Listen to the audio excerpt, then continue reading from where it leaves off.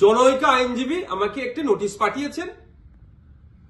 তিনি বলেছেন 48 ঘন্টার মধ্যে যদি তার ক্লায়েন্টকে আমার বক্তব্য দ্বারা নাকি মিসলিড হয়েছে এই মর্মে বক্তব্য প্রত্যাহার, ক্লারিফিকেশন বা তার নোটিশের উত্তর না দিলে আমার বিরুদ্ধে আইনত ব্যবস্থা নেবে। আমি বলি 48 ঘন্টা কেন, 800 ঘন্টা কেন, আর 8 মিনিট কেন, আমি তার নোটিশের কোনো প্রতি উত্তর দেব না। আমার বক্তব্য যদি আইন বহির্ভূত হয়, আমার বক্তব্য যদি সংবিধান বহির্ভূত হয়, সিধে চলে যাক সে কোর্টে, আইনের মাধ্যমে তার সাথে আমার বোঝাপড়া হবে। আমাকে নোটিশ পাঠিয়ে কি ধমকানো চমকানো হচ্ছে? এই ধরনের অনেক নোটিশ আমি খেয়েছি। আমার নামে অনেক মারাত্মক অভিযোগের মামলা নিয়ে আমি মাথায় করে চলছি, মিথ্যা অভিযোগ নিয়ে। উনি আমি ভয় পাই না। কেউ যদি মনে করেন নওশাদ সিদ্দিকীকে এই নোটিশ পাঠিয়ে ধমকাবো চমকাবো বসিয়ে দেব, আমি তাতে ভয় পাবো না, আমি চমকেও যাব না। কারণ আমার অনেক দেখা হয়ে গেছে এইগুলো। কারণ আমি বলে যাই, আর কাকতলীয় ভাবে বলছি না, এটা বাস্তবিক হয়েছে। 2019 সালে কেন্দ্রের সরকার নিয়ে এসেছিল এক বিভাজনের বিল, সিএ। যখন আমার বড় ভাইজান পিরজাদা আব্বাস সিদ্দিকীর নেতৃত্বে সারা বাংলায় যখন বিজেপির বিরুদ্ধে আন্দোলন আমরা সংগঠিত করেছিলাম, ওই সময় গভীর রাত্রে আমাদের বাড়িতে পুলিশের দ্বারা হামলা চালানো হয়েছিল। সেই রাত্রে আমি সুপ্রিম কোর্টে এসেছিলাম, তারপরের দিনে মামলা করব বিজেপির বিরুদ্ধে, কেন্দ্র সরকারের বিরুদ্ধে। আর এখন আমরা যখন এই ওয়াকফ সংশোধনের বিরুদ্ধে মাঠে ময়দানে গণতান্ত্রিক প্রক্রিয়ায় লড়াইয়ের বার্তা দিচ্ছি এবং আইনি লড়াই করবে বলে তার প্রস্তুতি নিচ্ছি, আমাদের বাড়িতে নোটিশ চলে আসলো। নোটিশ আসুক, 100 বার নোটিশ আসুক, এতে আমি ভয় পাই না। কিন্তু এটুকু আমি বাংলার মানুষকে জানিয়ে রাখতে চাই যে যারা প্রতিনিয়ত মুসলিমদের বিরুদ্ধে কথা বলছে, মাদ্রাসা নিয়ে কথা বলছে, মসজিদ নিয়ে কথা বলছে, কোরআন শরীফ নিয়ে কথা বলছে, তাদের বিরুদ্ধে নোটিশ যাচ্ছে না কেন, তাদের বিরুদ্ধে আইনত ব্যবস্থা গ্রহণ করছে না কেন? এরা তৃণমূলের মুসলিম বিধায়কদেরকে বিধানসভা থেকে চাংতলা করে রাস্তায় ফেলে দেবো বললেও তাদের বিরুদ্ধে আইনত ব্যবস্থা গ্রহণ করছে না, নোটিশ পাঠাচ্ছে না। আর নওশাদ সিদ্দিকীর কাছে নোটিশ পাঠিয়ে দিচ্ছে। ঠিক আছে, আইনি লড়াই আমি লড়ে নেব। আমার আইনের যারা বিশেষজ্ঞ আছে, সম্মানীয় বিকাশ রঞ্জন ভট্টাচার্য স্যার এবং সম্মানীয় শামীম দ্বারা কথা বলেছি, তারা আমাকে বলেছে তো আপনার কাজ হচ্ছে রাজনৈতিক লড়াই লড়ে যাওয়া, বাকি আইনি দিকটা আমরা বুঝে নেব। সুতরাং আইনি লড়াই কোর্টে আমিও বুঝে নেব। কিন্তু আমার প্রশ্ন, যারা প্রতিনিয়ত মুসলিম সম্প্রদায়কে, মাদ্রাসা মসজিদকে আক্রমণ করছে, বিষ উগলাচ্ছে, তাদের বক্তব্যতে হিন্দু মুসলমানের মধ্যে যে সম্প্রীতি, যে ঐক্য বাংলায় বিনষ্ট হতে পারে, তাদের বিরুদ্ধে কটা নোটিশ করা হয়েছে, তাদের কজনের বিরুদ্ধে আইনত ব্যবস্থা গ্রহণ করা হয়েছে, বাংলার মানুষ একটা জানবেন, আমিও জানতে চাইছি।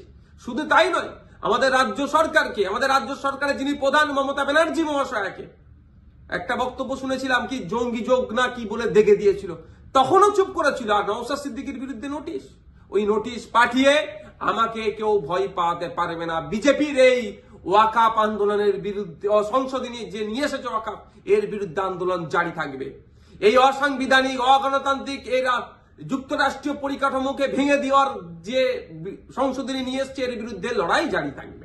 যখন আমাকে খোঁচা দিয়েছে, আমি কয়েকটা প্রশ্ন বাংলার মানুষের কাছে তুলে ধরতে চাইছি এবং সর্বোপরি তৃণমূল কংগ্রেসের কাছেও তুলে ধরতে চাইছি, এর উত্তর দিতে হবে। আমরা জানতে পেরেছি বেশ কয়েকজন এমপি পার্লামেন্টে অনুপস্থিত ছিল, তাদের বিরুদ্ধে তৃণমূল কংগ্রেস দলগতভাবে কি ব্যবস্থা গ্রহণ করছে, কি নোটিশ পাঠাচ্ছে, কি শোকজ করছে, তাদের বিরুদ্ধে কি অ্যাকশন নেবে, সেটাও পাবলিক ডোমিনে দিতে হবে এবং কি নিচ্ছে সেটাও যেন জানানো হয়। দ্বিতীয় হচ্ছে, যারা পার্লামেন্টে উপস্থিত ছিলেন, টোটাল আমরা যতটুকু জানা আছে, পার্লামেন্টে দুটো কক্ষ মিলিয়ে, লোকসভা রাজ্যসভা মিলিয়ে তৃণমূল কংগ্রেসের এমপির সংখ্যা প্রায় 42টি। এই 42 জনের মধ্যে কতজন ভোটাভুটিতে অংশগ্রহণ করেছে এবং যারা ভোটাভুটিতে অংশগ্রহণ করেছে কতজন ওয়াকফ সংশোধনী বিলের বিরুদ্ধে ভোট দিয়েছে না অন্য কোথাও ভোট দিয়েছে, সেটাও পাবলিক ডোমিনে পাবলিশ করা হোক, অর্থাৎ জনগণের সামনে তুলে ধরা হোক। তাহলে দুধকে দুধ, পানিকে পানি হবে। নাহলে এই ধরনের ঘটনা ঘটতে পারে যে উপস্থিত ছিল ভোট দানের সময়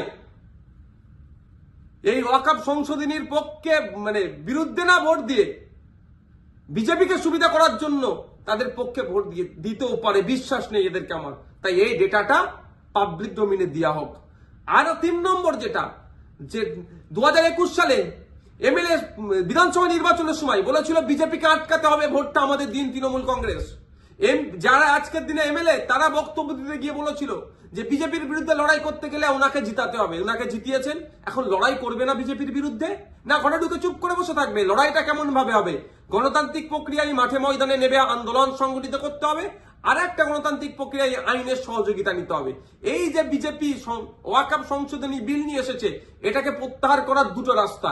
একটা হচ্ছে জনগণের চাপ সৃষ্টি করে, যেটা সংখ্যালঘুদের উপরে যে দমনপীড়ন হচ্ছে, ভারতবর্ষের পশ্চিমবাংলায় সংখ্যাগুরু মানুষদেরকে দায়িত্ব নিতে হবে। এই সংখ্যালঘুদের উপরে যে দমনপীড়ন নেমে আসছে সেটাকে প্রোটেক্ট কিভাবে করবে, অর্থাৎ মাঠে ময়দানে সংখ্যালঘু থেকে শুরু করে সংখ্যাগুরুরা মিলে আন্দোলন সংগঠিত করবে, জনপ্রতিনিধিদেরকে সামনে রেখে সাথে নিয়ে একটা দিক। আর একটা হচ্ছে সুপ্রিম কোর্টের দ্বারস্থ হয়ে আইনের মাধ্যমে এই যে নতুন আইন তৈরি করতে চলেছে, এই আইনটাকে রদ করা। এখন আমার বলার বিষয়, পশ্চিমবাংলায় 200-র অধিক তৃণমূল কংগ্রেসের বিধায়ক আছে। সেই সমস্ত বিধায়কদেরকে প্রত্যেকজন যাতে একটা করে মামলা করে তার জন্য প্রস্তুতি নিতে হবে। এবার আমি এটা তৃণমূল কংগ্রেসের সুপ্রিমোকে বলছি, তৃণমূল কংগ্রেসের দলকে বলছি এবং সাধারণ ভোটারদেরকে বলছি। ভোটের সময় কিন্তু এই সমস্ত এমএলএ গুলো প্রার্থী ছিল, তারা বলেছিল বিজেপির বিরুদ্ধে লড়াই করবে। আজকে বিজেপির বিরুদ্ধে লড়াই দেখানোর জায়গা হচ্ছে মামলা করতে হবে। এদের 42 জন রাজ্যসভা লোকসভা মিলিয়ে এমপি আছে, 42 আর এই প্রায় 220টা মতো, 250-র অধিক মামলা কিন্তু তৃণমূল কংগ্রেসকে করতে হবে। তার পয়েন্ট অনুযায়ী আমি বলে দিচ্ছি, এইটা চাপ তৈরি করতে হবে।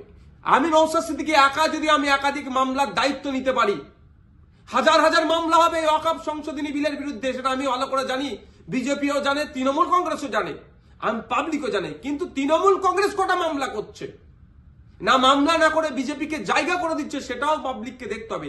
ভোটার যারা ভোট দিয়েছিলেন 2021 সালে, যারা ভোট দেননি তৃণমূল কংগ্রেসকেও, কিন্তু আপনার জনপ্রতিনিধি যারা এলাকায় আছে তাদের কাছে তুলুন আওয়াজ যে আপনাদেরকে মামলা করতে হবে।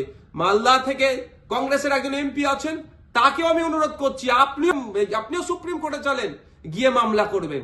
এখন দেখার বিষয় তৃণমূল কংগ্রেসের কতজন এমএলএ কতজন এমপি মামলা করছে এবং আমরা ভোটাররা কতজনকে মামলা করাতে পারছি প্রেসার বিল্ড আপ করে, সেটাই এখন দেখার বিষয়।